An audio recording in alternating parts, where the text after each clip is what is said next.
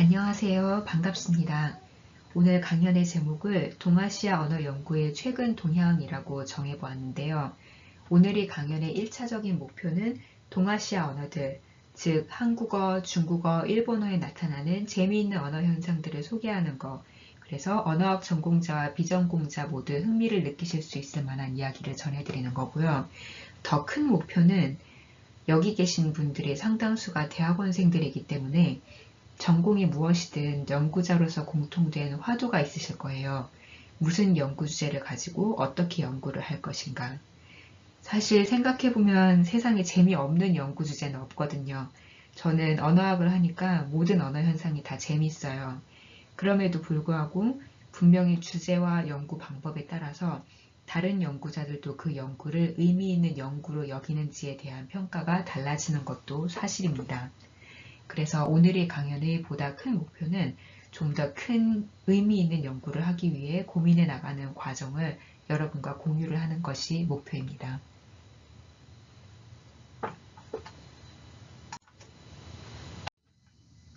너무 거창한 화두로 시작을 했는데요. 언어학에 국한시켜서 좀 더 구체적으로 이야기를 해볼게요. 사세에 나오는 이 사람은 현대 언어학의 창시자 노엄 촘스키라고 하는데 굉장히 유명한 사람이기 때문에 아마도 여러분이 언어학 전공이 아니시더라도 많이들 이름을 들어보셨을 거예요. 언어학의 역사가 촘스키 이전과 이후로 나뉜다고 할 정도인데요. 촘스키로 대표되는 현대 언어학 이론의 가장 기본적인 가정은 인간의 언어는 기본 바탕이 다 똑같다는 겁니다.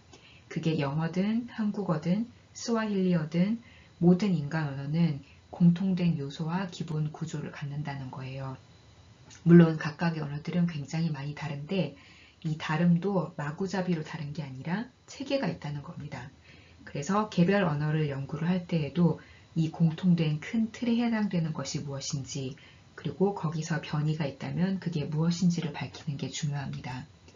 그래서 여러분이 중국어든 일본어든 단 한 가지 언어에 대한 연구만 계속 하더라도 충분히 글로벌한 연구자가 될 수 있어요.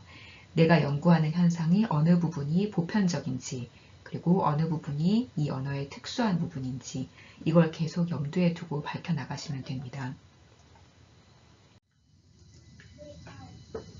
그럼 오늘의 첫 번째 주제로 의문 부정사에 대해서 이야기해 보겠습니다. 우선 이 문장을 봐주시기 바랍니다.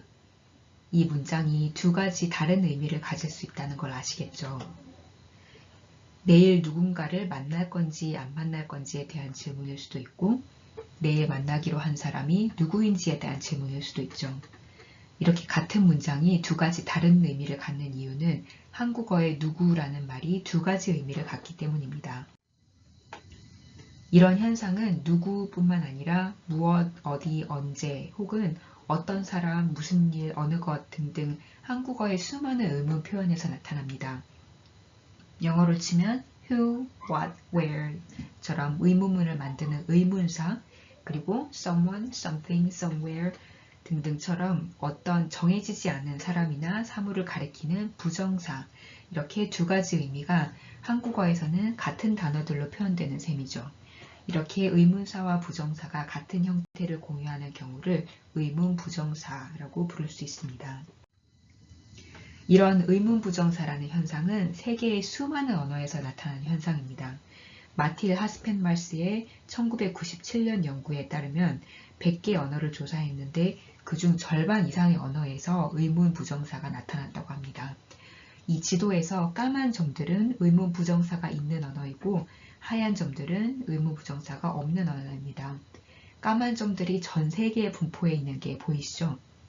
이렇게 의문부정사는 소수의 언어나 특정 지역에 국한된 현상이 아니라 서로 계통적으로 관계가 없는 수많은 언어들에서 공통적으로 나타나는 현상입니다. 그러니까 굉장히 중요한 현상이죠. 의문사와 부정사 모두 인간의 언어에서 굉장히 기본적이고 중요한 어휘에 속하고 의문사로 쓰이느냐 부정사로 쓰이느냐에 따라서 문장의 정보 구조가 완전히 달라져 버리기 때문에 의문 부정사의 의미를 판별하는 것은 굉장히 중요한 문제입니다. 의문부정사는 동아시아 3국의 언어에서 모두 나타나는데요. 흥미로운 것은 부정사를 만드는 패턴이 한국어, 중국어, 일본어에서 모두 다르게 나타납니다. 중국어의 경우에는 의문사와 부정사의 형태가 같지만 일본어의 경우에는 의문사에 카라는 형태소를 더해야 부정사를 만들 수가 있습니다. 한국어에서는 이 두 가지 패턴을 동시에 가지고 있는데요. 의문사와 같은 형태를 그대로 부정사로 쓸 수도 있고 의문사의 형태소를 추가해서 부정사를 쓸 수도 있습니다. 이렇게 세 언어에서 의문 부정사의 패턴이 조금씩 다르긴 하지만 또 공통되는 점도 있습니다. 셋 다 의문문에서 의문사가 이동하지 않는 언어라는 점이에요. 세 개의 언어를 의문사의 위치에 따라서 두 종류로 나눠볼 수 있는데요. 먼저 영어에서처럼 의문사가 문장의 맨 앞에 오는 언어가 있습니다. 원래 영어의 어수는 주어, 동사, 목적어죠. 그런데 만약에 목적어가 의문사가 되면 문장이 맨 앞으로 이동하게 됩니다. 목적어든 주어든 어떤 문장 성분이 됐든 의문사가 되면 문장 맨 앞으로 이동하게 되죠. 한편으로는 의문사가 이동하지 않는 언어가 있습니다. 의문사를 포함한 의문문의 어순이 평서문의 어순과 똑같은 언어입니다. 한국어, 중국어, 일본어가 여기에 해당됩니다.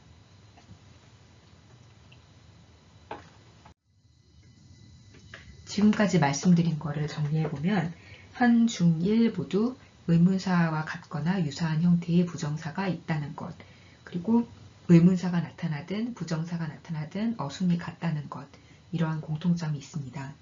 따라서 이 세 언어 모두 의문 부정사를 포함한 문장을 해석할 때 주의가 필요합니다. 내가 방금 접한 단어가 의문사인지 부정사인지 그러한 중의성을 해소할 필요가 있기 때문이죠.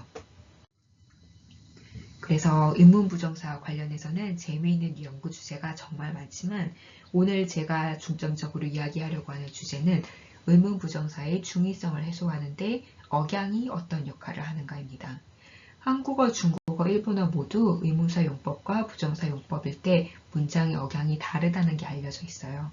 아마 제가 이야기하기도 전부터 여러분도 두 가지 억양의 차이가 있다는 걸 이미 느끼고 계실 거예요. 하지만 억양이 다른 건 알겠는데 이게 어떻게 다른 걸까요?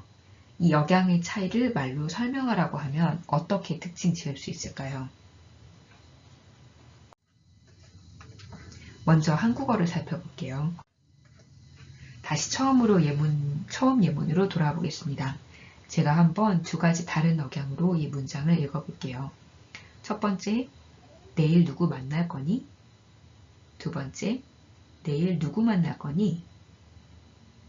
한국어를 하시는 분이라면은 우선 이 두 억양이 다르다는 것을 인지할 수 있고, 그리고 첫 번째 억양은 예, 아니요 의문문, 그리고 두 번째 억양은 의문사 의문문에 쓰이는다는 것도 인지할 수가 있습니다. 여기 그림은 앞의 문장을 두 가지 경우에 각각 녹음을 해서 음성 분석 프로그램인 프라스에서 열어본 결과입니다. 이 그림을 보시면 구불구불한 파란색 곡선이 보이죠? 이 곡선은 우리가 말을 할 때 말의 높이가 낮아졌다, 높아졌다, 변화하는 것을 나타납니다. 왼쪽 그림은 내일 누구 만날 거니? 이 예, 아니요 의문문의 높이 곡선입니다.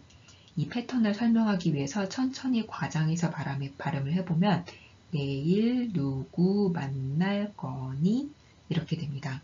높아졌다, 낮아졌다 하는 변화하는 지점이 각 음절마다 위치하는 것을 알 수 있죠. 오른쪽 그림은 내일 누구 만날 거니? 의문사 의문문의 높이 곡선입니다. 이것도 패턴을 과장해서 발음해보면 내일 누구 만날 거니? 이렇게 되는데요. 왼쪽 그림과 높낮이 패턴이 다르다는 걸 알 수 있죠. 이 패턴이 어떻게 다른지를 단순화된 모델로 보여드릴게요. 이렇게 높이 곡선을 단순화시켜서 비교하면 어떤 차이가 있는지를 더 한눈에 설명을 할 수가 있습니다. 결정적인 차이는 두 가지로 설명할 수 있는데요. 의문사 의문문에서는 누구 부분의 최고점이 높아진다는 점, 그리고 누구 다음에 높이 곡선이 오르락 내리락 하지 않고 평평해진다는 점입니다. 이 의문사 의문문의 최고점이 높아지는 것은 의문사를 더 강조해서 바로 아는 걸로 해석할 수 있고요. 그리고 의문사 이후의 높이 곡선이 평평해지는 건 문장의 운율 구조에 변화가 오는 것으로 해석할 수 있습니다. 이 운율 구조라는 개념이 좀 생소하실 수 있는데요. 문장의 운율 구조라는 거는 마치 우리가 노래를 부를 때 하나의 노래가 여러 개의 마디로 이루어져 있는 것처럼 우리가 말을 할 때도 하나의 발화가 여러 개의 운율 단위로 이루어져 있습니다. 이 운율 단위는 음의 높낮이가 변화하는 현상으로 나타낼 수 있고요. 의문사, 의문문에서는 이렇게 음높이 변화가 부분적으로 사라지고 평평한 선이 나온다는 게 의문사와 그 다음 단어 사이에 있던 운율의 경계가 없어진다는 뜻입니다. 그래서 부정사로 쓰일 때는 내일, 누구, 만날 거니 이렇게 세 개의 강세구로 이루어지는데 의문사로 쓰일 때는 내일, 누구 만날 거니 이렇게 두 개의 강세구로 이루어지게 됩니다. 한국어의 강세구라는 운율 단위의 개념에 대해서 조금 더 설명을 드리자면 일반적으로는 하나의 어절에 해당되는 단위예요. 띄어쓰기 단위랑 비슷하죠. 어절이 짧을 때, 즉 3음절 이내일 때는 낮은 점에서 높은 점으로 쭉 올라가는 패턴이고요. 어절이 길 때, 즉 4음절 이상이 되면 첫 두 음절과 마지막 두 음절에 낮은 점, 높은 점, 낮은 점, 높은 점 이렇게 걸리는 패턴입니다. 그래서 같은 한 어절이라도 음절의 개수에 따라서 내가, 영아가, 영민이가, 영민이네가 이렇게 음높이 패턴이 달라지게 됩니다. 이걸 다시 종합해서 의문부정사 구문에 적용시켜 볼게요. 패턴 차이를 더 선명하게 보여드리려고 더 긴 문장을 골라봤는데요.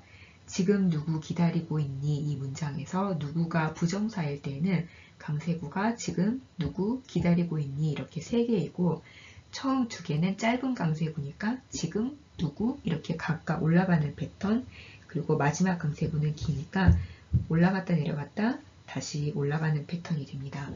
그래서 지금 누구 기다리고 있니? 지금 누구 기다리고 있니? 이렇게 되고요.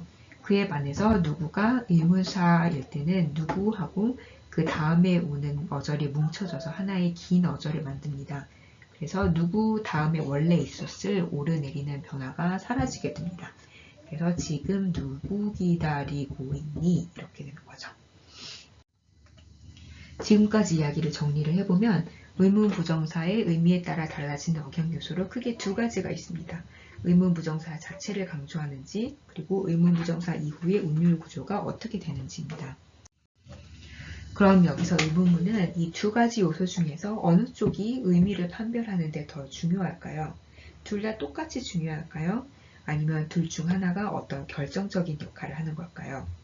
먼저 첫 번째 요소, 의문부정사를 강조한다는 것은 굉장히 많은 연구자들이 언급을 했고 언어학적인 지식이 없는 일반인에게 물었을 때도 쉽게 대답할 수 있는 부분입니다. 이 질문이 의문사 의문문, 즉 내일 만나는 게 누군지에 대한 질문이면 당연히 누구를 강조하게 되겠죠.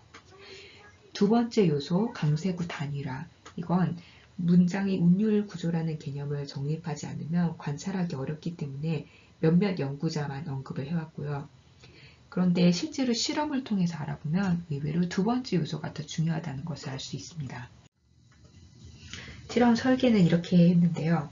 실제 발화에서는 의문사 부정사 강조와 강세구 단위라 이렇게 두 가지 요소가 함께 나타나기 때문에 각각의 요소가 인지 과정에 어떠한 공헌을 하는지를 알아보기 위해서 음성 합성을 통해서 한 가지 요소씩 차례차례 추가를 해서 인공적인 발화를 생성해 봤습니다. 그러면 네 가지 경우가 가능하죠. 첫 번째는 두 가지 억양 요소 다 안 나타나는 경우. 이건 전형적인 예, 아니요 의문문 억양이고요. 마지막에는 두 가지 요소 다 나타나는 경우.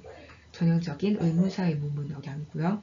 두 번째 경우에는 의문사는 강조하고 운율 구조는 그대로인 경우. 그리고 세 번째는 의문사는 강조되지 않는데 단일 강세구 형성만 일어나는 경우. 참고로 실제 실험에서는 조금 더 복잡한 문장 구조를 사용했는데요. 여러분의 이해를 돕기 위해 단순화된 패턴으로 설명을 드리고 있어요. 이 실험의 포인트는 두 번째와 세 번째 패턴 중에 어느 쪽이 네 번째, 즉 의문사 의문문과 더 유사하게 인지되는지를 관찰하는 것입니다. 그러면 의문사 의문문을 만드는데 중요한 요소가 둘 중에 어느 쪽인지를 알 수 있겠죠. 그래서 실험 결과는 이 그래프에 나와 있는데요. 문장을 듣고 그걸 의문사 의문문으로 인식한 비율을 각 억양별로 나타낸 거예요. 이걸 보시면 의문사만 강조되고 운율 구조는 그대로인 경우, 즉 두 번째에는 거의 전형적인 예, 아니오 의문문 첫 번째와 가까운 결과가 나오고, 의문사는 강조되지 않았지만 단일 강세구 형성이 일어나는 경우, 세 번째의 경우 이건 거의 전형적인 의문사 의문문에 가까운 결과가 나왔습니다. 정리하자면 의문 부정사의 의미를 판별하는 데 운율 구조의 영향이 크다는 걸 알 수 있습니다. 반면에 의문 부정사 자체를 강조하느냐 마느냐는 의미 판별에 유의미한 영향을 미치지 않았습니다. 이 실험 결과를 알려드리면 많은 부분이 굉장히 재미있어 하시더라고요.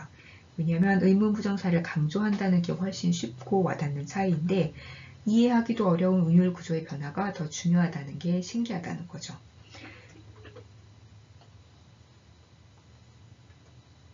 그럼 일본어의 경우는 어떨까요? 일본어의 경우는 의문사와 부정사가 형태적으로 이미 구별이 됩니다. 아까 말씀드렸듯이 일본어의 경우에는 의문사 형태가 바로 부정사로 쓰일 수는 없고 카라는 형태소가 반드시 추가되어야 됩니다. 한국어에서는 누가 왔어, 누군가가 왔어 둘 다 평서문으로 쓸 수 있지만 일본어에서는 후자의 형태만 가능합니다. 나레가 기타 이런 평서문은 안 되고 나레카가 기타 이렇게 하죠. 하지만 일본어에서도 평서문과 의문문은 여전히 굉장히 비슷한 구조를 갖고 있습니다. 여기 나온 예문을 보시면 첫 번째는 부정사를 포함한 평서문, 나오야가 술집에서 뭔가를 마셨다. 두 번째는 의문사를 포함한 의문문, 나오야가 술집에서 뭘 마셨니? 이렇게 되는데요. 둘 다 거의 같은 단어들과 구조로 이루어져 있는 것을 확인하실 수 있습니다. 둘 다 주어, 목적어, 부사어, 동사, 어순도 같고 단어들도 큰 차이가 없죠. 그런데 이 문장은 억양에서 확연한 차이가 납니다. 이 두 문장의 음높이 곡선, 이 파란 선에 비교를 해보시면 평서문인 첫 번째 문장은 각 어절마다 피크가 하나씩 있는 게 보이죠. 영어에서 단어의 강세가 있듯이 일본어에서도 단어마다 고저 악센트라고 불리는 강세가 있기 때문에 이렇게 보이는데요. 의문문인 두 번째 문장에서는 두 가지 다른 점을 보입니다. 첫 번째로 의문사 부분, 나니 이 부분의 음높이가 높아졌습니다. 두 번째는 의문사 이후로 나타나는 단어들의 음이 낮아지고 음높이 곡선이 조금 더 평평해졌습니다. 이 말은 의문사 이후에 나타나는 강세들이 약화되거나 사라진다는 것을 의미하는데요. 결국 한국어에서 마찬가지로 의문사 이후의 강세구가 단일화된다는 효과를 의미합니다. 그래서 첫 번째 문장은 4개의 강세구로 이루어져 있는데요. 나오야가 나니까 노미야데 넣은다. 두 번째 문장은 2개의 강세구만 있는 셈이죠. 나오야가 나니오 노미야데 넣은다노. 정리하자면 일본어 의문사 의문문을 특징 짓는 억양 요소들은 한국어와 비슷합니다. 첫째로 의문사가 강조되어서 음높이가 올라가고, 둘째 의문사 이후에 강세구가 단일화된다는 거죠. 그럼 여기서 똑같은 의문을 가져볼 수 있겠죠. 어느 쪽이 더 결정적인 역할을 하는지. 사실 일본어의 경우에는 의문사와 부정사가 형태로 구별되기 때문에 완전히 동일한 단어로 이루어진 부정사 의문사 문장 한 장을 만들어낼 수는 없는데요. 대신 최대한 비슷하게 만들어 본 실험이 있어요. 일본어의 부정사 형태소 카하고 주격조사인 가하고 소리가 좀 비슷한 편이고, 문장 끝에 의문사 어미를 생략하는 것도 가능하기 때문에 이런 식으로 두 가지 문장을 만들어 볼 수 있습니다. 나니까 미에루, 그리고 나니가 미에루, 나니까 미에루, 그리고 나니가 미에루. 그리고 그렇게 구성한 두 문장을 녹음을 해서 음높이 곡선을 비교를 해보면 아까 말씀드린 대로 두 가지 차이가 있습니다. 의문사 의문문의 경우에는 의문사 나니가 더 높게 강조되고요. 뒤에 나오는 동사 미에루에서 오르락내리락 하는 부분, 즉 고저 악센트에 해당하는 부분이 의문사 의문문에서는 없어지고 평평하게 되어 있습니다. 그럼 이 두 가지 억양 요소 중에서 어느 쪽이 더 중요한지를 알아보기 위한 실험에서 음성 합성을 통해서 두 가지 억양 요소를 조절했는데요. 의문 부정사의 높낮이, 그리고 동사의 높낮이를 바꿔가면서 어떻게 해석이 되는지 실험을 했습니다. 그런데 중간에 나니까, 나니가 이렇게 음소가 다른 부분이 있으니까 억양만으로 비교를 할 수 있도록 음소가 다른 부분은 화이트 노이즈로 지워서 나니, 취, 미에루 이런 식으로 만들어서 들려줘 봤습니다. 그 결과 의문 부정사 부분의 억양을 바꾸는 건 거의 차이가 없었고 그 뒤에 오는 동사의 악센트를 유지하느냐 없애느냐에 따라서 문장의 의미가 확연하게 달라진다는 결과가 나왔습니다. 나니 부분에서 나니 이렇게 올리거나 안 올리거나 그건 별로 차이가 없고요. 미에루 할 때 그 나오는 액센트를 없애고 미에루 이렇게 없애면 문장의 의미가 좀 더 확연하게 나온다는 거죠. 이건 한국어에서의 결과와 유사합니다. 그 결론은 일본어에서도 의문부정사의 의미를 판별하는 데는 의문부정사 자체를 강조하는 것보다 문장 전체의 운율 구조가 중요하다는 겁니다. 이제 중국어를 살펴볼게요. 중국어 의문부정사의 억양을 연구하는 건 한국어나 일본어에서보다 좀 더 까다로운데요. 먼저 중국어에서는 의문부정사가 제한된 환경에서만 부정사로 쓰일 수 있습니다. 부정문이나 조건문이나 예, 아니요 의문문 등 몇몇 특정한 환경이 있는데요. 이걸 보통 non-veridicality라고 특징을 짓는데 한국어로 번역할 말이 떠오르질 않아서 영어로 그대로 적었는데요.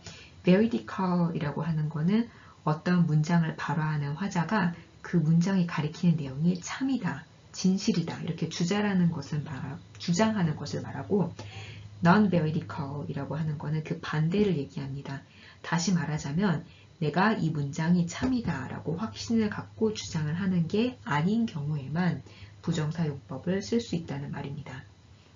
이게 구체적으로 무슨 말이냐면 여기 부정사 용법이 허용되는 예제들을 제시했는데요. 말하자면 중국어로는 그 사람이 뭐를 좋아해 이렇게 단언하는 경우에는 의문 부정사를 쓸 수가 없고 그 사람이 뭐를 좋아하나? 만약에 그 사람이 뭐를 좋아한다면 그 사람은 뭐를 안 좋아해 이런 식으로 문장이 약간 틀어져 있는 경우에만 쓸 수 있다는 겁니다. 몇 가지 예문이 더 있으니까 흥미가 있으신 분들은 더 참고하시면 되겠고요. 중국어 억양을 연구하는 걸 어렵게 만드는 또 다른 요소는 중국어가 성조 언어라는 것입니다. 여기 계신 분들은 이미 다 아시겠지만 마 이런 식으로 각각의 음절이 음의 높이와 그 변화에 따라 구분되는 성조가 있기 때문에 문장 전체의 음 높이 곡선을 그려보면 그걸 구성하고 있는 정보의 상당량이 각각 음절의 성조에 대한 거예요. 하지만 중국어 역시 문장 단위의 운율 구조가 존재하는데요. 이 구조에 따라서 각 성조가 더 두드러지거나 약화되는 패턴을 관찰할 수가 있습니다. 이 성조의 영향을 제쳐두고 운율 구조를 파악을 하려면 똑같은 단어와 성조로 이루어져 있지만 의미와 구조가 다른 한 쌍의 문장을 비교를 해보면 되는데요. 이렇게 부정사 용법이 허용되는 환경에서 의문 부정사를 포함한 문장을 만들어 보면 최소 대립상을 이루는 문장들을 만들어 볼 수 있는데요. 이 문장의 경우에 이 동사 뒤에 나오는 러에 의해서 부정사도 허용되고 의문사도 될 수 있는 완전히 똑같은 한 쌍을 이룹니다. 여기 나온 이 예문을 중심으로 억양의 차이를 설명해 보면요. 먼저 의문사로 쓰일 때는 성조가 그대로 유지되거나 강화되고 부정사로 쓰일 때는 성조가 약하거나 사라집니다.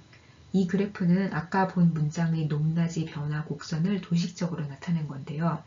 빨간 동그라미 부분이 의문부정사 셔머, 회색 선은 의문문일 때, 까만 선은 평서문일 때입니다.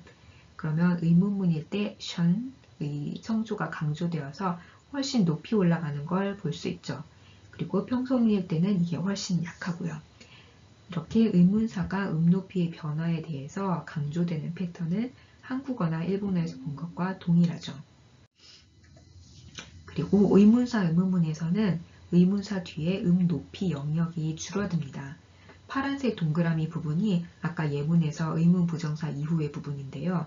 이 이후의 단어가 3성, 2성, 1성 이렇게 최저점을 찍고 쭉 올라가게 되는데 이 변화의 폭이 검은 선보다 더 크고 회색 선인 의문문은 더 작습니다. 이렇게 의문사 뒤에 오르내리는 변화의 폭이 작아지는 것도 한국어, 일본어와 유사한 부분이 있죠. 그리고 또 한 가지 재미있는 점은 각 단어의 길이의 변화입니다. 의문사로 쓰이는 경우 우선 의문사 자체의 길이가 더 길어집니다. 이건 우리가 어떤 단어를 강조를 할 때 더 길게 말하는 경향이 있기 때문에 의문사 강조라는 전반적인 패턴에 부합하는 현상이고요. 그와는 반대로 의문사 이전의 단어들의 길이는 더 짧아집니다. 그래프에서 보시면 빨간 부분 의문 부정사에서는 의문문을 나타내는 회색 막대가 평서문을 나타내는 까만 막대보다 더 길고요. 그 이전 단어들에서는 까만 막대가 더 길죠. 그리고 의문 부정사 이후의 단어들의 길이는 통계적으로 유의미한 차이가 나지 않았다고 합니다.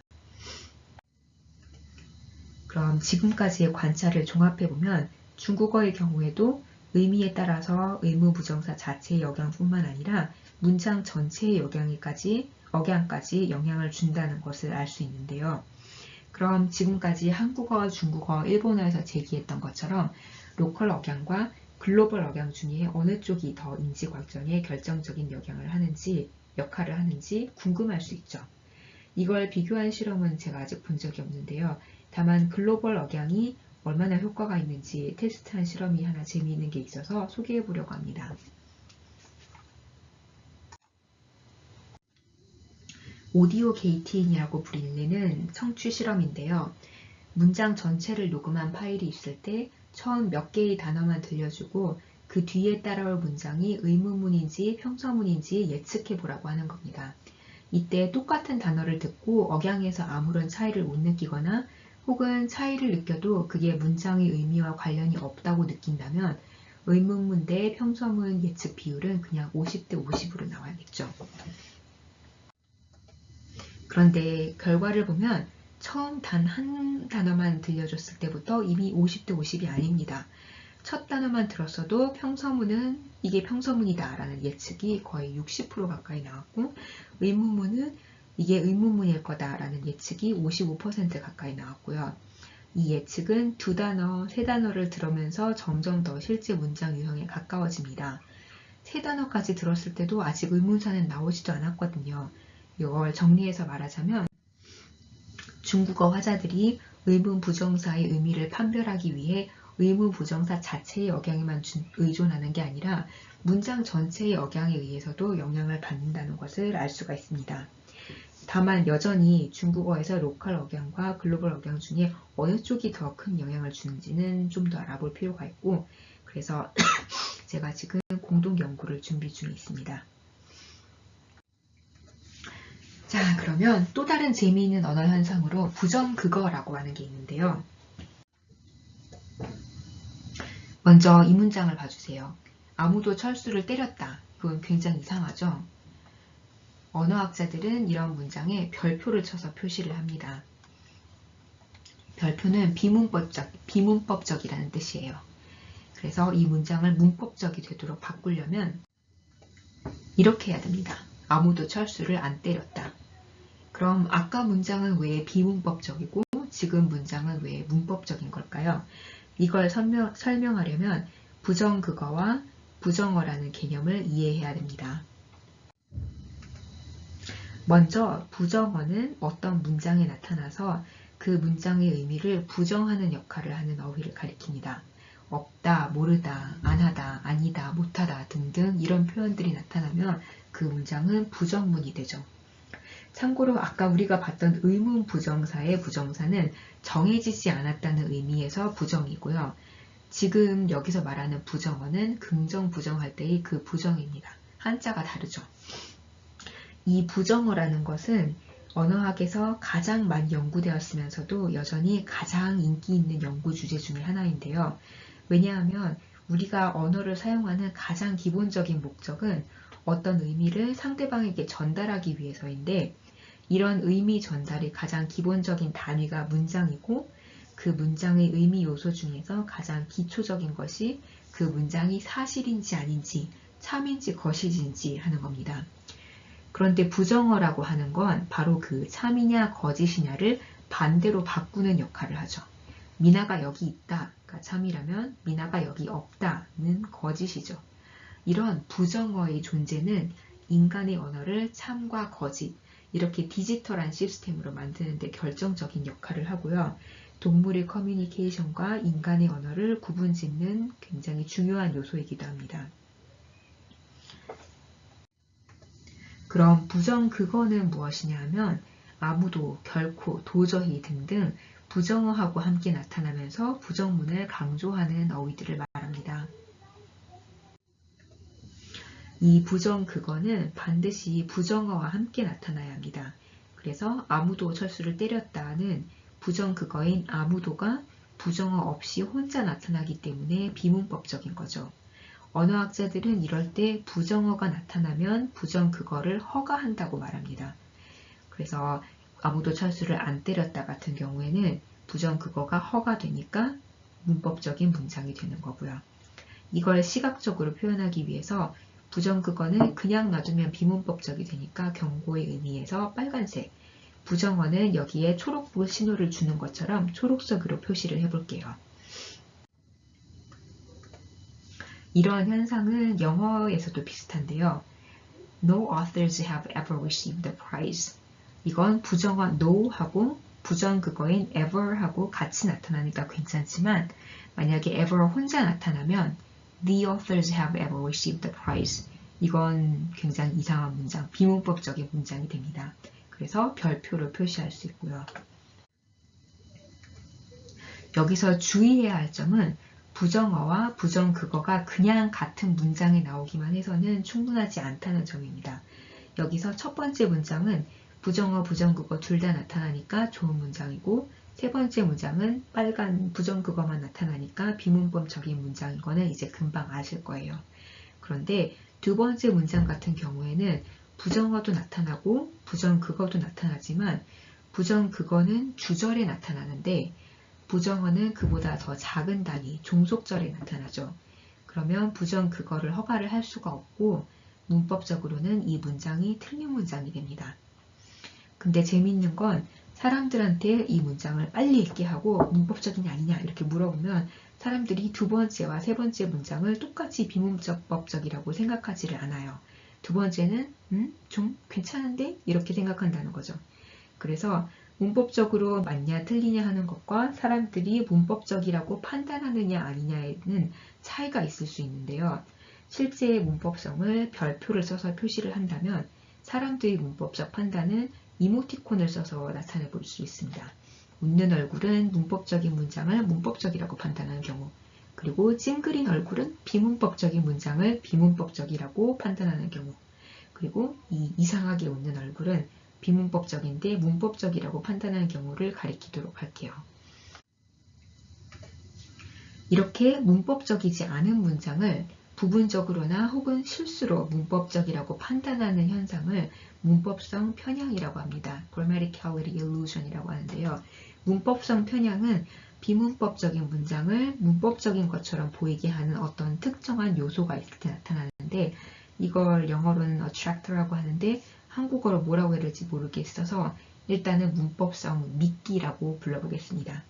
예를 들어서 영어에서는 주어와 동사의 수가 일치해야 되죠. 그래서 여기 예문에서 The key to the cabinets were rusty 라고 했을 때 주어인 the key는 단수이고 동사는 복수니까 비문법적인 문장입니다. 이렇게 파란색으로 표시된 내용이 그런데 이 중간에 끼어든 부사구에 복수 형태 명사 cabinets가 있으니까 문법적인 것처럼 사람들이 인지할 때가 많습니다. 이 녹색, 초록색으로 된 부분이 문법적 편향을 유도하는 미끼 같은 역할을 하고요. 만약에 이 미끼가 없었다면 The key were rusty 이러면 사람들이 금방 이 문장이 비문법적이라는 걸 알겠죠. 우리가 오늘 관심 있는 부정극어의 경우에도 여기 나온 예문에서처럼 The boy that no girl liked ever arrived on time. 이 예문에서 부정극어 ever 그리고 부정어 no 이게 둘이 서로 다른 절에 나오니까 비문인데도 사람들이 혹하고 문법적인 것처럼 인지를 하곤 합니다. 다른 절에 나온 부정어 no가 문법성 미끼 역할을 하는 거죠. 영어에서 이런 문법성 편향은 문장 처리 과정 중에 일시적으로만 나타난다고 알려져 있습니다. 문장 처리가 끝난 다음 즉 문장을 끝까지 다 듣고 충분히 생각할 시간을 가진 다음에는 대부분의 사람들이 이 문장을 그냥 비문이다 이렇게 판단을 내립니다. 그리고 영어에서는 부정국어의 문법성 편향이 모든 종류의 부정어와 모든 종류의 부정국어에서 나타나는 게 아니라 몇몇 경우에만 나타납니다. 예를 들어서 조금 전에 말씀드린 것처럼 부정어 no가 미끼로 작용하면 부정국어 ever에 대한 문법성 편향이 나타날 수 있는데 두 번째, 세 번째 문장에 나온 것처럼 부정국어가 any인 경우에나 부정국어가 not인 경우에는 문법성 편향이 안 나타납니다. 이런 경우에는 사람들이 그냥 이 문장은 비문법적이다 이렇게 인식을 하지 문법적으로 보인다는 생각을 하지는 않는다는 겁니다. 그럼 한국어에서 어떨지 한번 실험을 해봤습니다. 우선 이 문장을 한번 봐주세요. 아무도 민준이가 서울을 때렸다고 말하지 않았다. 이건 문법적으로 문제가 없는 문장이에요. 아무도와 않았다. 이게 둘 다 같은 절, 즉 주절에 있고요. 그러면 이 문장은 어떨까요? 아무도 민준이가 서울을 때리지 않았다고 말했다. 괜찮은가요? 이상한가요? 잘 생각해보면 이 문장은 비문입니다. 부정국어가 나오려면 부정어가 문장 안에 그냥 아무데나 있으면 되는 게 아니라 같은 절 안에 있어야 되는데 아무도는 주절에 있고 않았다는 종속절에 있으니까 비문이 돼요. 그런데 부정어가 아예 등장하지 않는 문장하고 비교를 해봅시다. 아무도 민준이가 서울을 때렸다고 말했다. 이 문장은 정말 이상하죠. 이거랑 아까 문장이랑 다시 비교를 해보면 아무도 민준이가 서울을 때렸다고 다시 앞으로 네, 앞으로 갈 수가 없네요. 아무도 민준이가 서울을 때리지 않았다고 말했다. 이거랑 비교를 해보면 많은 사람들이 부정어가 아예 등장하지 않는 문장보다는 이걸 훨씬 더 자연스럽다고 인지를 합니다. 심지어 다 읽고 나서도 이상한 점을 발견 못하는 경우도 많습니다. 그래서 이런 식의 구조로 되어 있는 문장들을 사람들에게 보여주고 문법성을 판단해달라고 했을 때 이 두 번째 종류의 문장, 비문법적이지만 문법성 미끼가 존재하는 문장의 경우에 첫 번째보다는 안 좋지만 문법성 미끼조차 없는 세 번째 문장보다는 좋게 판단을 한다는 결과가 나왔습니다. 이 한국어 실험 결과가 또 흥미로운 이유는요. 먼저 영어하고는 다르게 문장을 완전히 처리한 이후에 충분히 시간을 주고 테스트를 했을 때에도 문법성 편향이 나타났다는 거고요. 또 영어에서는 나타나지 않는 종류의 부정어와 부정국어에서도 문법성 편향이 나타났습니다. 아까 문법성 편향이 있다고 말씀드린 이런 구조의 문장, 아무도 민준이가 서울을 때리지 않았다고 말했다. 여기서 부정국어 아무는 영어에서 any에 해당되고 부정어 않았다는 영어에서 not에 해당되는데 둘 다 아까 말씀드렸듯이 영어에서는 문법적 편향을 일으키지 않는 요소들입니다. 이걸 종합하면 영어에서보다 한국어에서 부정국어의 문법적 편향이 더 강하게 나타났다고 볼 수 있습니다. 이와 관련해서 중국어를 대상으로 한 실험도 소개를 해보려고 합니다. 이 실험 문장들은 기본적으로 아까 소개했던 영어 문장과 비슷한 구조로 되어 있고요. 어순이 나중에 보겠지만 어순이 중요하기 때문에 한국어 번역문에서도 일부러 중국어의 어순으로 적어봤습니다. 여기서도 첫 번째 문장은 부정어와 부정국어가 같은 절에 있어서 확실하게 문법적인 문장이고요. 세 번째 문장은 부정국어만 나타나고 부정어가 없어서 확실하게 비문법적인 문장인데요. 두 번째 문장에서처럼 부정어와 부정국어가 다른 절에 있을 때 과연 문법성 편향이 일어날 것인가 하는 게 포인트입니다. 중국어를 하시는 분들은 직접 읽어보시고 한번 판단해 주세요. 실험 결과는 이렇습니다. 그래프는 제가 논문에서 그대로 가져와서 순서가 좀 바뀌어 있는데요. 아까 두 번째 문장이 맨 왼쪽 막대, 그리고 가운데 막대는 확실하게 문법적인 문장, 그리고 맨 오른쪽 막대는 확실하게 비문법적인 문장에 대한 문법성 점수입니다. 만약에 두 번째 문장에 문법적 편향이 있었다면 이 문장의 문법성 점수가 비문보다 훨씬 높아야겠죠. 그런데 실제로는 이 문법성 점수가 거의 비문에 가깝습니다. 사실은 비문이 확실한 문장보다 문법성 점수가 오히려 더 낮았어요. 그래서 중국어에서는 적어도 이런 구조에 대해서는 문법성 편향이 일어나지 않는다는 게 결론입니다.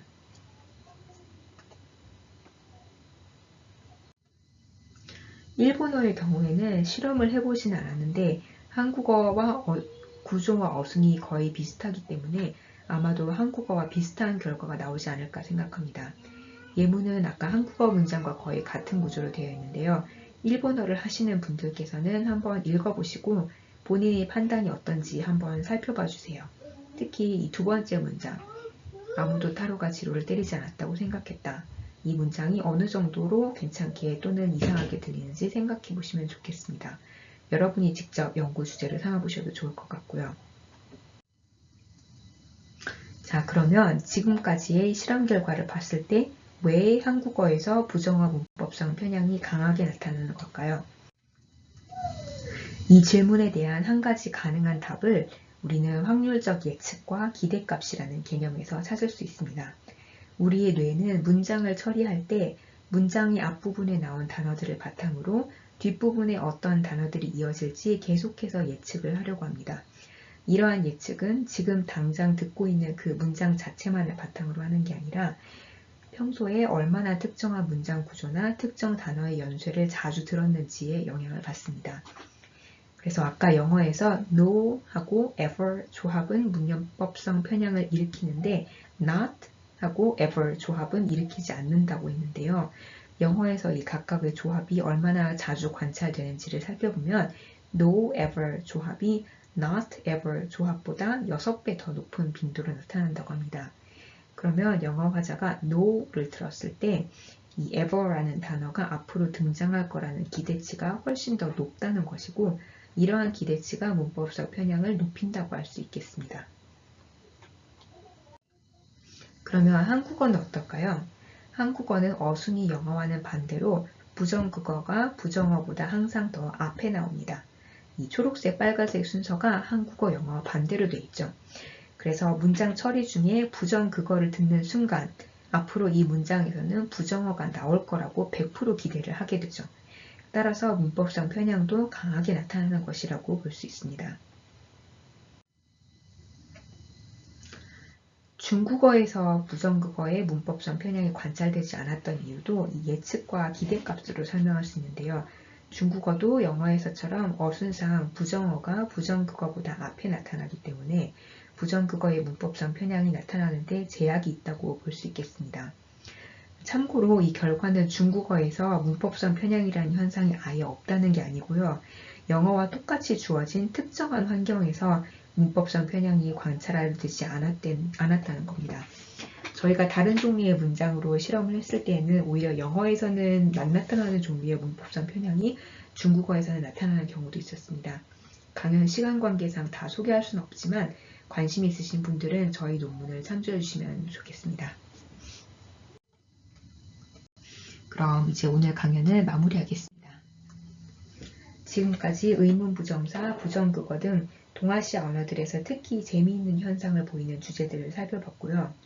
최근 언어 연구의 동향이라고 한다면 우선 문장을 해석한 결과뿐만 아니라 그 문장을 실시간으로 해석해 나가는 과정을 많이 연구한다는 점, 그리고 문장 처리에 관여하는 것이 단순히 문법뿐만 아니라 억양이나 빈도수, 기대값 등등 여러 요소들이 관여할 수 있다는 것을 인식하고 이들이 문장 처리에 대한 종합적인 영향을 평가한다는 점, 그리고 연구자의 개인적인 판단보다 실험을 통한 정량적인 관찰에 기반해서 연구를 진행한다는 점 등을 들 수 있습니다. 마지막으로 오늘 강연에서는 여러 언어와 다양한 언어 현상을 한꺼번에 소개하려다 보니까 최대한 많이 생략하고 단순화시켜서 이야기를 했는데요. 강연 내용을 더 깊이 알아보고 싶은 분들을 위해서 제가 쓴 관련 논문 몇 편의 정보를 첨부했습니다. 이 논문 파일들은 강연 전에 이미 받아보신 걸로 알고 있는데요. 슬라이드에 논문 서지 정보를 추가했으니까 참고하시면 될 것 같아요. 의문 부정사 관련한 논문들하고 부정어 그거와 관련된 논문들 이렇게 찾아보실 수 있고요. 여기까지 들어주셔서 감사합니다. 아리가또 고자이마스. 谢谢